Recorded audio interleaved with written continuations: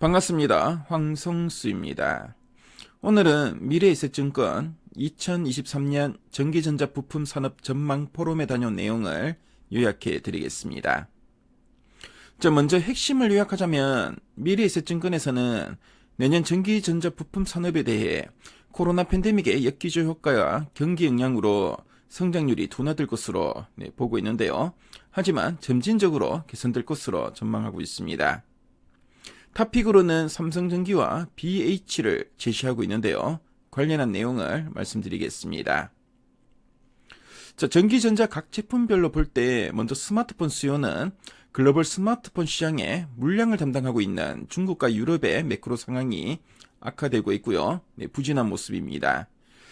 미국 스마트폰 시장은 견조한 출하량을 기반으로 전망치가 소폭 상향 조정된 반면에 중국과 유럽 시장을 중심으로 전망치가 하향 조정되고 있습니다. 내년 중국의 IT 기기 지출액 증감률은 2.7%가 전망되는데요.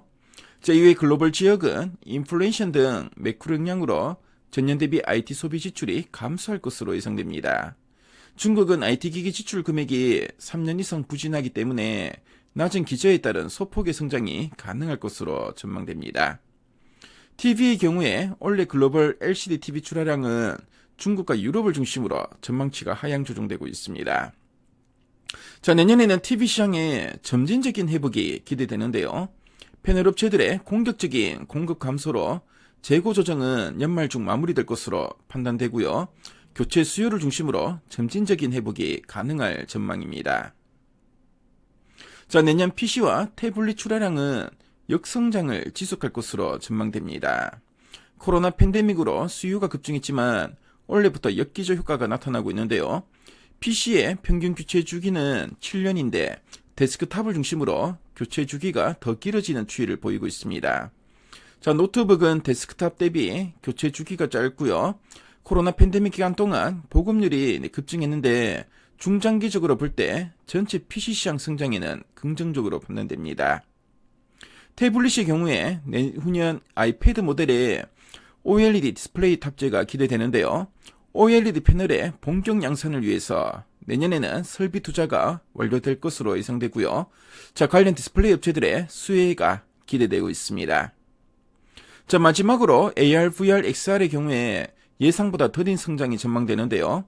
메타버스에 대한 활용 기대감에 중장기 성장은 여전한데요. 기기를 활용한 생태계 구축이 아직은 미흡하기 때문에 내년에는 폭발적인 성장을 기대하기 어려울 것으로 보여집니다. 미래에셋증권에서는 전기전자 부품 산업의 탑픽으로 삼성전기와 BH를 제시하고 있고요. 삼성전기는 고객사의 연말 재고 조정 이후에 내년 실적 반등이 기대되고 있습니다. 내년 하반기 중국 스마트폰 수요 회복이 나타나면서 탄력적인 매출 성장이 가능할 전망입니다. BH는 RFPCB라는 회로기판을 만들고 있는데요. OLED 패널에는 RFPCB가 필수적으로 들어갑니다.